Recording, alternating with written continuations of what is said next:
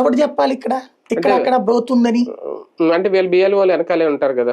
ఏది బిఎల్ఓలు ఇంట్లోనే ఉన్నాడు, బయటకు వెళ్ళాడు, కావాలంటే పిలిపిస్తారు ఆ టైంకి. బిఎల్ఏలు ఏజెంట్లు అందరూ మనకి లెక్క ఏంటంటే ఫస్ట్ ట్రిప్ వచ్చినప్పుడు చెప్తారు లేరు ఇంట్లో, ఒకసారి పిలిపించండి అని చెప్తారు.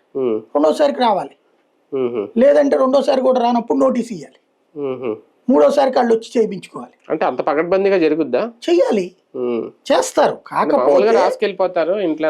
అది పాత రోజులు, ఇప్పుడు జరుగుతున్న సర్ర అట్లా కాదు. నోటీస్ ఇడి మీద అంతా జరుగుతోంది.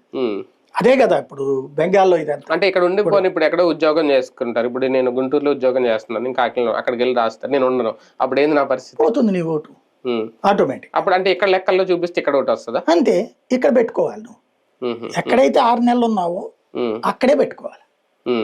ఈ సిస్టమ్ దగ్గర ఏమవుతుందంటే టీడీపీ వాళ్ళ దానికి ఇప్పుడు అవసరమైతే ఆ ఏది నోటీస్ ఇప్పించి వెంటనే అతన్ని మళ్ళీ పిలిపించి మనిషిని ఇక్కడే ఉన్నట్టు చూపెడతారు వీళ్ళు. వైసీపీ వాళ్ళు ఇద్దరు ఉండరు, 2 పార్టీల ఓటరు కూడా, కానీ వైసీపీ వాళ్ళ ఓట్ల వరకు తీసేయచ్చు.